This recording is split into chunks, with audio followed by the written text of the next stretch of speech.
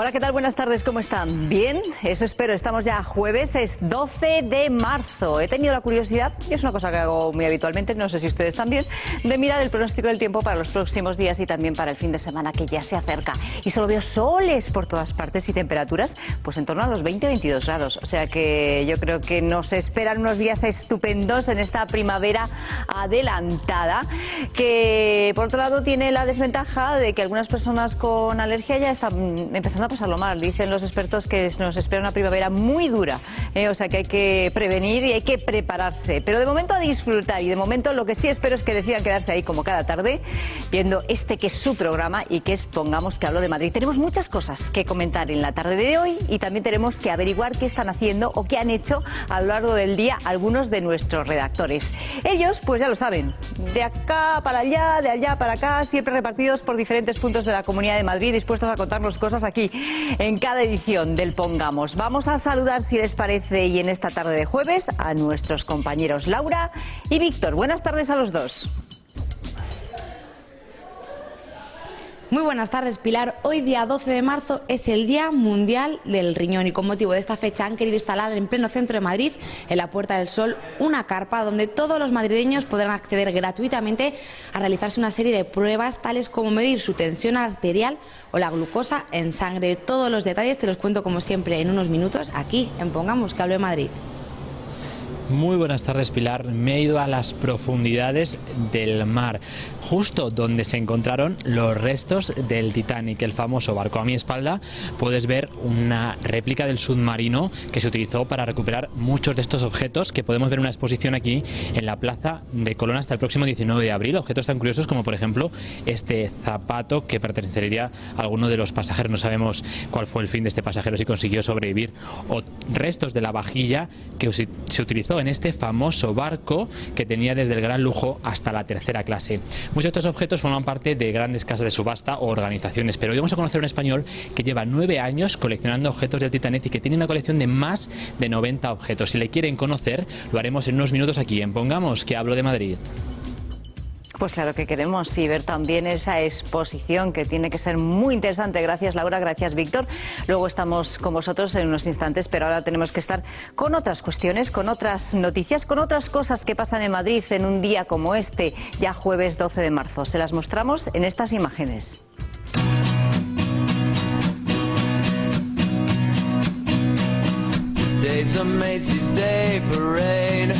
The night of the living dead is on its way, with the credit report for duty call.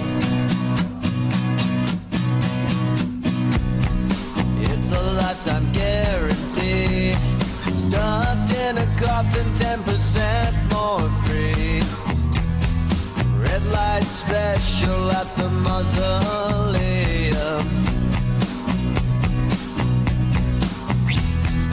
Give me something that I need.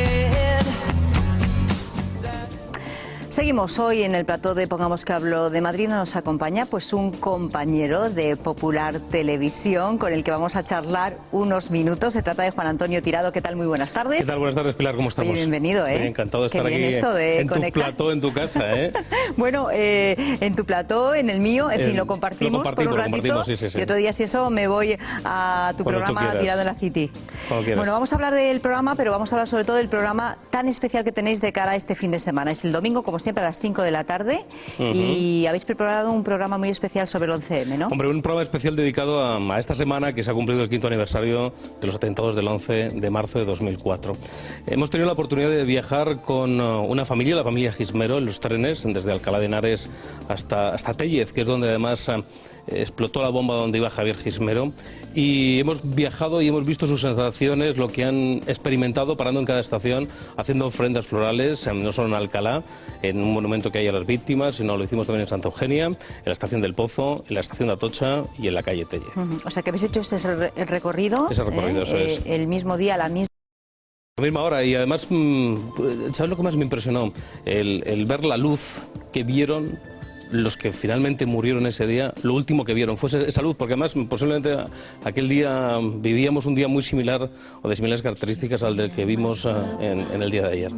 ¿Qué sensaciones tuviste cuando hacías ese viaje? Pues fíjate, por un lado me sorprendió muchísimo la gente, o sea, todos los que nos miraban y nos veían, pues estaban un poco distantes, o sea, la gente no un tanto distante. Fíjate que hemos criticado mucho a los políticos, a José Luis Rodríguez Zapatero de no acudir a ningún acto, pero la gente tampoco le vi que se involucrara con las víctimas del terrorismo. Os miraban como desde la distancia, como sin implicarse. Sí, como si estuvieran viendo una película y ellos fueran espectadores que no forman parte de ello, cuando ellos, precisamente, todos los que nos rodeaban, usuarios del tren, usuarios de esa línea, podían haber sido víctimas de ese terrible atentado. ¿Por qué crees que nos pasa esto? Porque la historia, al final, según va pasando el tiempo, va enterrando sus grandes titulares y sus grandes momentos, ¿no? Y esa historia del 11 de marzo, que fue tan dolorosa, muchas veces necesitamos, y a lo mejor es humano, ¿no?, pasar página para poder seguir viviendo, ¿no? Aunque esto es muy duro decírselo a una víctima, decirle a la víctima, ¿no?, que hay que pasar página, ¿no? Ellas no quieren que se pase página, ellas quieren que se recuerde ese momento y que se les ayude. Están muy dolidas, sobre todo con los políticos, ¿no? Ha sido un día en el que esperaban que hubiera más apoyo por parte de la clase política y no lo hubo. Además, el Partido Socialista haciendo ese boicot, que no tiene ningún sentido, aunque por mucho que tengan una pelea interna con el Partido Popular, no se puede hacer ese menosprecio a las víctimas. Tanto es así que hoy ha habido alguna nota de disculpa por parte de algún miembro del Partido Socialista. La verdad es que sí. Yo creo que la sensación que se ha llevado la ciudadanía en general y sobre todo las víctimas en particular es que ha sido actos, por un lado, que demostraban esa desunión política, que ni siquiera una cosa tan importante como esta conseguían una unidad, y además también un poco ese olvido del que hablábamos antes, ¿no?, que los actos no han tenido quizá la importancia que ellos consideran que deberían seguir teniendo, ¿no? Sobre todo porque ten en cuenta que estamos ante quizá el acontecimiento de nuestra reciente democracia, pues quizá el más importante después del 23 de febrero del año 81. Quizá este sea el acontecimiento más importante y una de las páginas negras de nuestra historia. Sin duda. No podemos pasar páginas como así, no podemos decir se nos ha olvidado, porque hay 192 personas que fallecieron en aquel atentado. Entonces hay ciertas cosas en las que el ser humano, ni la ciudadanía, ni un país puede decir me olvido. Hemos visto cómo también se cumplen aniversarios en el atentado de las Torres Gemelas de Nueva York y se siguen haciendo actos emblemáticos, ¿no? Aquí no pasa eso y eso es triste, ¿no? ¿Y cómo lo vais a afrontar en el programa del domingo? Bueno, esta es la segunda parte, porque vivíamos el otro día, teníamos a víctimas ya en el programa de la semana pasada, y esta semana vamos a hacer ese reportaje del día 11 de marzo con la familia Gismero, pero vamos a hablar también de todos los agujeros negros que han quedado. Y no te voy a hablar de la teoría de la conspiración, porque yo siempre he estado en contra de hablar de una teoría de la conspiración. Yo te puedo decir lo que a lo largo de mis 5 años de investigación he podido saber, y para que nuestros televidentes lo entiendan perfectamente. Hay una mochila, que es la famosa mochila de Vallecas, que es la mochila número 13, que aparece en la comisaría Puente de Vallecas. Esa mochila nunca nadie la ve en los trenes. Esa es una mochila que es muy importante porque es el nexo de unión entre la investigación que se hace y los terroristas que presuntamente se detienen y lo que sucede en los trenes. Es una mochila donde se encuentra la metralla, donde se encuentra la dinamita, donde se encuentran los teléfonos móviles, que nos van a llevar a la trama asturiana con la dinamita Goma 2 Eco que aparece en esa mochila, con la tornillería que aparece en esa mochila, que también procede de las minas asturianas. El teléfono móvil nos lleva a detener a Yamal Zougan con su tarjeta correspondiente de ese teléfono móvil. En definitiva, se empiezan a hacer todas las detenciones a raíz de esa mochila. Pero es que esa mochila nunca nadie lo vio en los trenes. Esa mochila aparece misteriosamente en una comisaría la noche, en la madrugada del día 12. ¿Y por qué digo que nadie la vio? Y es difícil que nadie la viera. Los TEDAS, cuando en su informe al juez, tanto Del Olmo como Bermúdez, posteriormente en el juicio, dicen que ellos vigilan y estudian todos los elementos que están en las estaciones, y que antes de que saliera nada de las estaciones todos los objetos son comprobados uno a uno y luego llevados a IFEMA posteriormente o a comisaría, como en este caso la comisaría de Puente de Vallecas. Un TEDAX, que es un especialista en desactivación de explosivos, no se le escapa una mochila que pesa aproximadamente entre 20 y 30 kilos, con lo cual es curioso que esa mochila, que es la clave de toda la historia, curiosamente no fuera vista nunca en las estaciones de tren. Es más, hubo 2 mochilas que sí que descubren los TEDAS en las estaciones y que las detonan en la misma estación, o presumiblemente pensando que eran cargas explosivas. Y luego hay otros datos más curiosos. pero también muy sencillos. O sea, yo no te hablo de ninguna teoría, yo no sé quién cometió ese atentado, yo no sé lo que pasó en ese atentado, pero es curioso. Pero tú hablas de lo que has investigado y claro, las lagunas que has encontrado en esa investigación. Es que además hay un detalle, aparece una sustancia en un resto de polvo de extintor recogido precisamente de la estación del Pozo, que durante el juicio los peritos y el peritaje que ordena el juez Gómez Bermúdez, curiosamente se descubre un elemento que es el dinitrotolueno. Es un elemento curioso porque el dinitrotolueno no lo tiene, ese componente no lo tiene la dinamita goma 2 eco. ¿Y por qué no lo tiene? Porque el dinitrotolueno era un elemento que sí tenían anteriores dinamitas, tanto la goma 2 EC y otras dinamitas del resto de Europa. Cuando se empieza en España a utilizar goma 2 eco es precisamente para quitar el dinitrotolueno, porque era un elemento que era cancerígeno y para que los mineros no sufrieran ningún tipo de problema, lo retiran y por eso crean la goma 2 eco que no tiene dinitrotolueno. Y curiosamente, en un resto de polvo de extintor que se analiza durante el juicio se descubre dinitrotolueno, con lo cual otro detalle más que nos aleja de la mochila de Vallecas. Pues son temas que desde luego se van a tratar y además, como imaginan, más en profundidad de lo que podemos tratar aquí en este programa especial. Recuerden, es el domingo a las 5 de la tarde aquí en Popular Televisión, Tirado en la City, ya lo saben ustedes. Así que, Juan Antonio Tirado, muchas gracias por habernos acompañado. Me des una visita a mi plato. Te debo una visita y de momento te veremos el próximo domingo. Gracias. Muchas gracias a ti por invitarme. Seguimos adelante porque ahora quien nos espera es Laura con este Día del Riñón que se celebra hoy, 12 de marzo. Como te comentaba antes, Pilar, es el Día Mundial del Riñón y como puedes ver han sido muchísimos los madrileños que a lo largo del día de hoy se han acercado hasta esta carpa para hacerse una serie de pruebas gratuitas. Y es que las cifras nos dicen que más de 2,2 millones de españoles sufren insuficiencias renales. Hoy en día hay mucho más enfermedad renal de lo que la gente cree. Sí, sobre todo además la enfermedad renal es una enfermedad silenciosa, por así decirse. Entonces es conveniente que se realicen actividades como la que hoy se realiza aquí, que hoy es el Día Mundial del Riñón. Y aquí en Madrid, la Fundación Renal Íñigo Álvarez de Toledo, junto con Alcer Madrid, lo que queremos hacer es prevenir la salud. O sea, tomar una serie de medidas, o sea, unas pruebas sanitarias muy sencillas. Simplemente se le va a tomar la tensión y se le va a dar un pinchacito en el dedo para medirles la diabetes, o sea, el azúcar que tienen en sangre. Son pacientes que pueden tener diabetes. Y luego también vamos a medirle la función renal que tienen, pues si acaso estuviera disminuida, para sobre todo a nivel preventivo que puedan acudir a su médico de atención primaria, puedan tomar medidas a nivel de dieta. Siempre un diagnóstico precoz es la mejor solución, ¿verdad? Efectivamente, lo que es prevenir la enfermedad o cogerla a tiempo, por así decirlo. Siempre es mejor que cuando ya no queda más remedio, que el problema es que a la gente tiene que acabar en diálisis. Entonces, si podemos retrasar eso, actividades como estas son muy buenas. Tener la tensión alta, sobrepeso, colesterol elevado, ser fumador, diabético o con antecedentes o padecer algún tipo de enfermedad renal son algunas de las claves para realizarse las pruebas para conocer si los riñones sufren de hipertensión arterial. Sí. Presidenta, ¿usted había hecho pruebas como para ver si tiene alguna deficiencia en el riñón? Pues no, lo que pasa que yo familiarmente tengo antecedentes de mi abuela y mi madre, que mi abuela murió del riñón y mi madre le falta un riñón y por lo tanto pues considero que la prevención siempre es recomendable y siempre es buena, pero cuando uno tiene antecedentes familiares, pues razón de más. Madrileños de todas las edades no han querido perder la oportunidad de conocer el estado de salud de sus riñones. ¿Es la primera vez que usted se realiza este tipo de pruebas? No, ya llevo muchos años haciéndolo. ¿Y porque tiene algún tipo de problema en los riñones o simplemente por prevención? Por prevención, pero tengo otros muchos problemas. O sea que soy diabética, hipertensa y entonces pues me hago un seguimiento normalmente cada 6 meses. Llevar una dieta sana, baja en sal, tomarse la tensión y el azúcar un par de veces al año y tener análisis actualizados son los mejores consejos para cuidar la salud de los riñones. Después de estos breves consejos les dejo con mi compañero Víctor, que está en directo desde el mismísimo muelle del Titanic.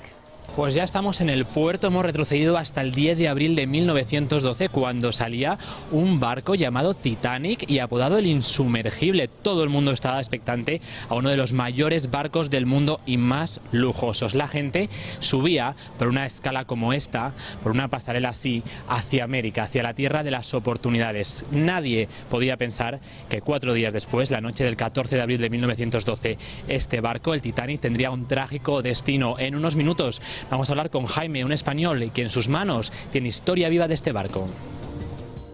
Pues estaremos atentos a lo que nos tengas que contar desde allí, Víctor, que te vemos muy entusiasmado con todo lo que has visto en esa exposición del Titanic, que ha dado para mucho también cinematográficamente hablando. De cine vamos a hablar a continuación, en realidad de cortos, porque se está celebrando estos días la muestra de cortometrajes de la Comunidad de Madrid y nos acompaña en el programa Pilar García, que es la directora de este Festival de Cortos de Madrid. ¿Qué tal? Muy buenas tardes. Muy buenas tardes. Un festival que comenzaba ya el pasado martes, día 10, y que continúa hasta el próximo lunes, día 16. Es la edición ya número 11, o sea que ya llevan unos años. ¿Y cuántos cortometrajes se van a exhibir durante estos días? Se van a exhibir 46 cortometrajes madrileños que optan a los premios Madrid en Corto y a los premios Telemadrid. Pero aparte de todo tenemos también otros cortometrajes mexicanos, franceses.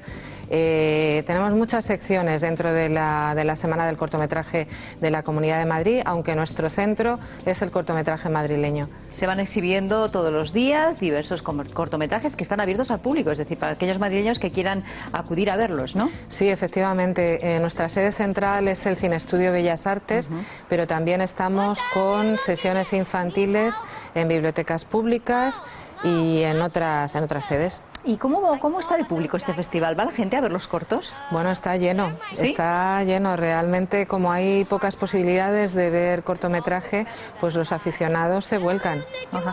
¿Cuál es un poco la esencia del corto? ¿Por qué es importante que existan este tipo de festivales y que que luego, me imagino, quieran dedicarse en un futuro, supongo, al cine de forma profesional, empiecen por el cortometraje?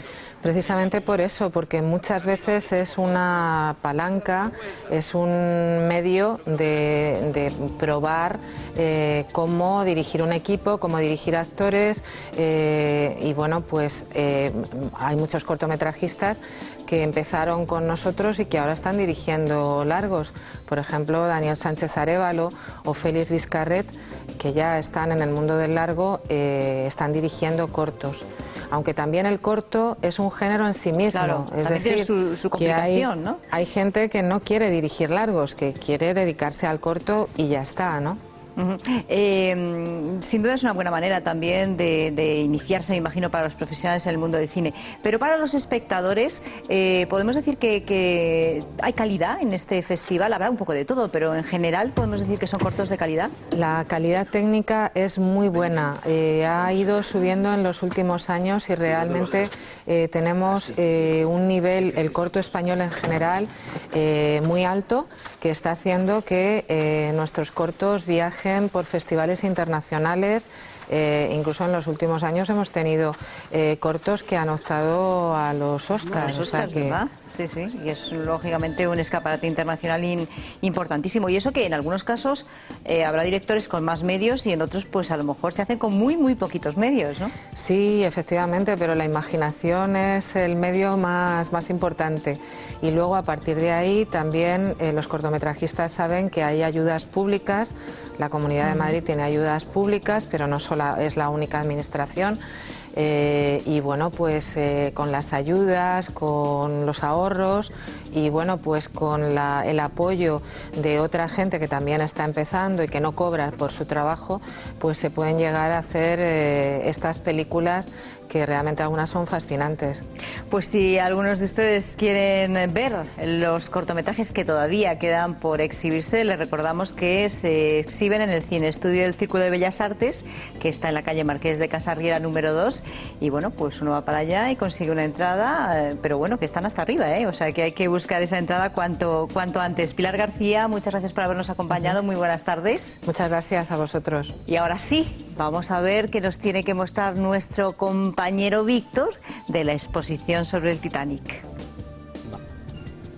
Muy buenas tardes de nuevo. Les decía que habíamos venido hasta la exposición de Titanic en el Plaza de Colón, aquí en la calle Goya, para contarles la historia de una persona muy cercana al Titanic, no porque la haya vivido o sobrevivido, porque tenga un familiar, sino porque es un entusiasta de este barco y se ha dedicado durante muchos años a coleccionar recuerdos. Muy buenas tardes, Jaime. Hola, buenas tardes. ¿Cuánto tiempo llevas coleccionando cosas del Titanic? Pues llevo 9 años. Ahora mismo llevaremos unos 9 años.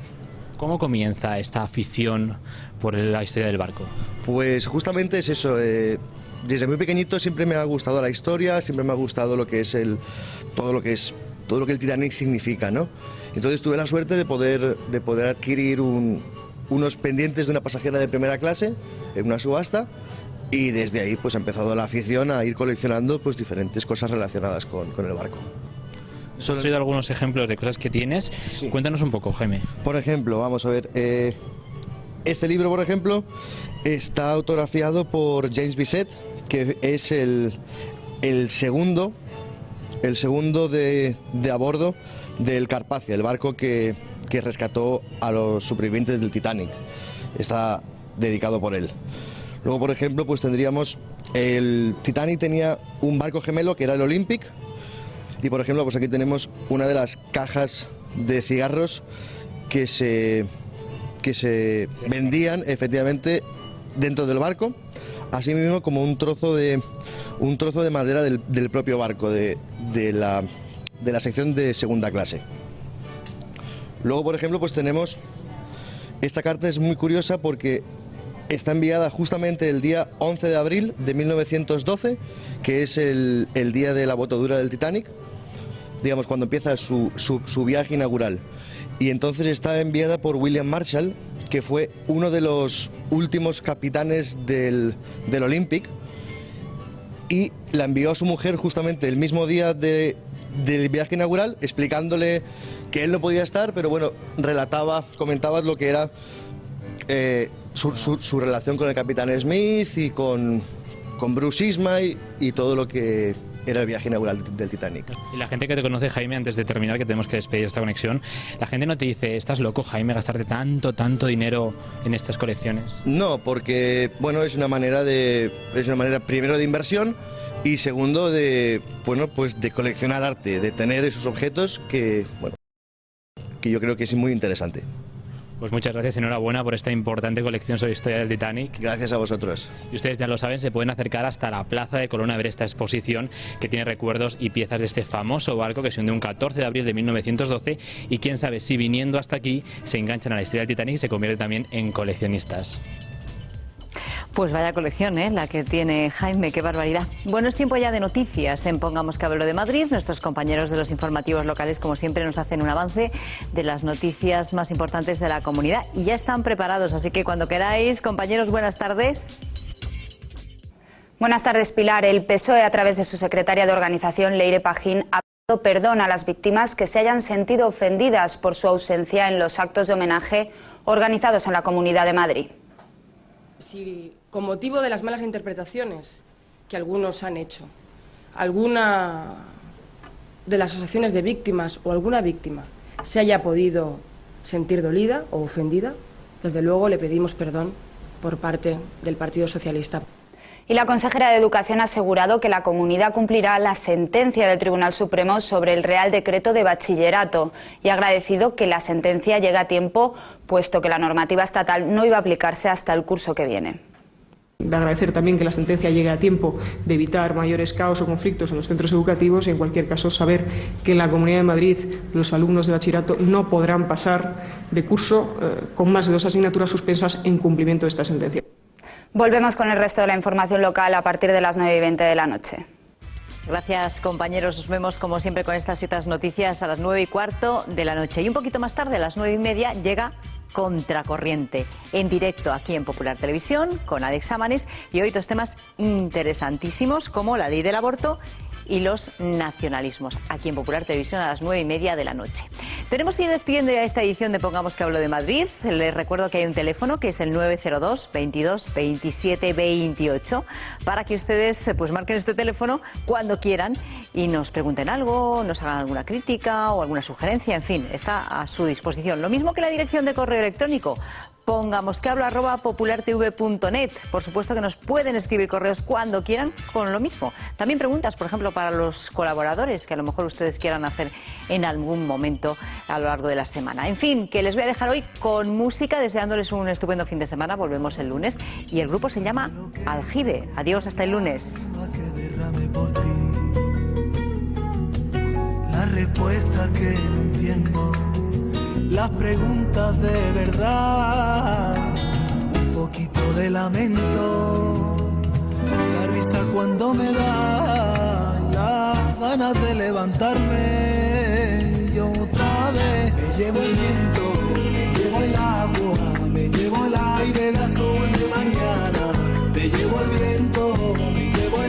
Cuba.